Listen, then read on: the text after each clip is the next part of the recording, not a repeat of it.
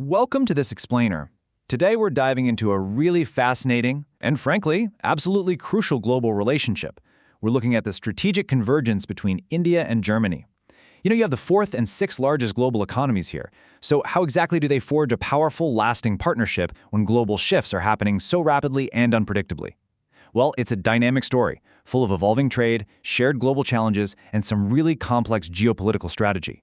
Let's break down the intricacies of this relationship and make it crystal clear. All right, here's our roadmap for today. We're going to cover 1, the strategic partnership, 2, expanding global cooperation, 3, how this is driven by global realities, 4, the human element, 5, the hurdles in the relationship, and finally 6, their shared strategic future. Okay, kicking things off with Section 1, the strategic partnership. And these guys are truly heavyweights of the global economy.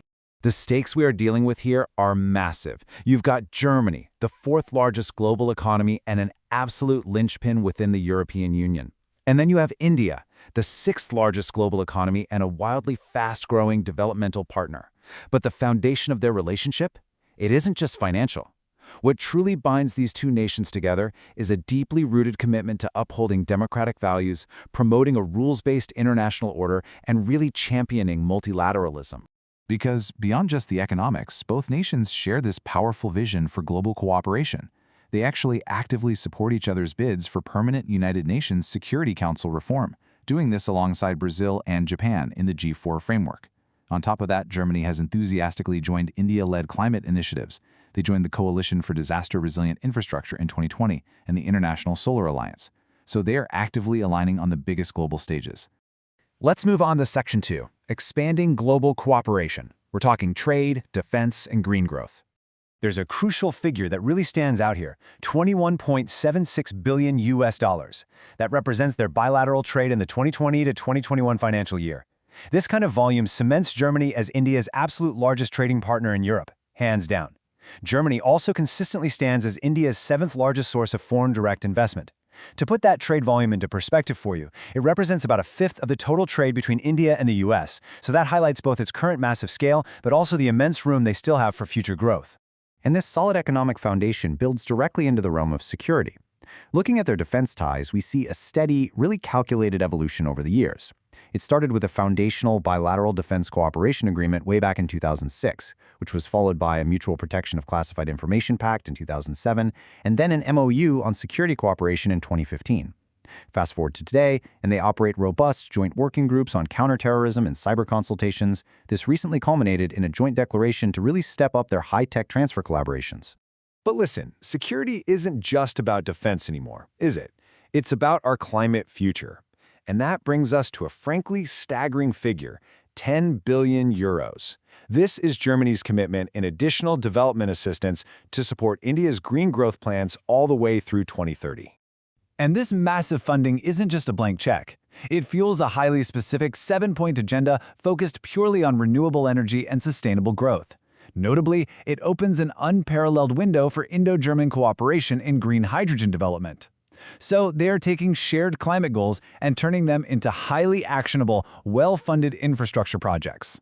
Which brings us to Section 3, driven by global realities, or what I like to call the geopolitical why. Right at the core of their geopolitical convergence is this concept of strategic autonomy. Both of these nations are fiercely pursuing independence in what's becoming an increasingly complex, multipolar world. Now, for India, strategic autonomy generally translates to economic multi-alignment and maintaining neutrality on certain international conflicts. For Germany, it means pursuing strategic independence largely through the collective power of the European Union. So while their methods definitely differ slightly, they deeply recognize and support each other's right to forge an independent geopolitical path. And of course, recent global crises, specifically the war in Ukraine, have brought on a very real shared struggle. Germany has been rapidly striving to reduce its overdependence on Russian oil and gas. Meanwhile, India is dealing with the realization of its own overdependence on Russia for critical defense supplies. So these global crises have forced both nations to rapidly rethink their supply chains and reduce reliance on single nations for critical resources. This creates a really profound mutual understanding between the two. Furthermore, geography is playing a massive role here.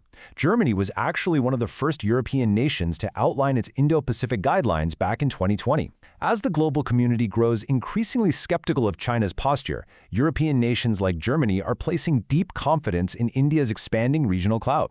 They are looking to India to help shape and stabilize the Indo-Pacific strategic architecture. Let's shift gears for a second. Section 4, the human element. We're going to look at the Indian diaspora in Germany. Data from late 2021 reveals a thriving Indian diaspora of over 203,000 people making their mark within German borders. Breaking that down, it's roughly 160,000 non-resident Indians holding Indian passports and around 43,000 persons of Indian origin. But what's really important here isn't just the overall number, it's who these people are. This isn't just some abstract demographic. There has been a significant, measurable surge in recent years of highly qualified Indian professionals injecting vital talent directly into Germany's economy. We're talking about specialists in IT, banking, and finance, alongside top-tier researchers, scientists, businessmen, nurses, and students. The human exchange here is incredibly vibrant and highly skilled. All right, Section 5, hurdles in the relationship, because we do have to navigate the roadblocks.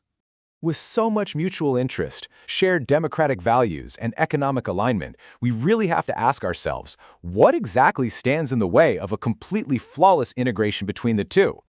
When we break down these complex roadblocks, a few things immediately stand out. First, there's a European tendency to de-hyphenate India and China, largely because European supply chains are just so deeply integrated with China. This leads to a European reluctance to directly call out Chinese expansionist policies on the Indian border. Additionally, Germany and other European nations have expressed wariness over human rights issues in India. And finally, on the trade front, Europe's incredibly stringent environmental and labor standards are often seen as pretty significant hindrances to expanding commerce. And that leads us to our final section, Section 6, a shared strategic future. Let's look ahead. The future dynamic here is basically a tale of two realities. On one hand, they have successfully identified these brilliant, futuristic focus areas for collaboration: artificial intelligence, digitalization, e-mobility, smart cities, and Industry 4.0. But on the other hand, there is unresolved business. We have to remember that major long-standing goals, primarily the India-EU Free Trade Agreement and the Investment Protection Agreement, have remained completely stalled in talks since 2013. The potential is undeniably massive, but the bureaucracy is very real. Yet despite those trade hurdles and the differing geopolitical nuances, the broader reality takes precedence. As Germany adapts to the new global realities of energy security and shifting supply chains, forging a rock-solid partnership with India has undeniably cemented itself as an indispensable pillar of Germany's modern foreign policy vision. As we wrap up this explainer, I want you to consider the profound implications of this idea. Navigating these global crises together isn't just about India and Germany. Could this deepening bilateral trust ultimately serve as the catalyst that rewrites the entire strategic and economic playbook between India and the broader European Union? That is the scale of what we're watching unfold here. Thank you so much for joining me for this explainer, and definitely keep your eyes on this pivotal global partnership.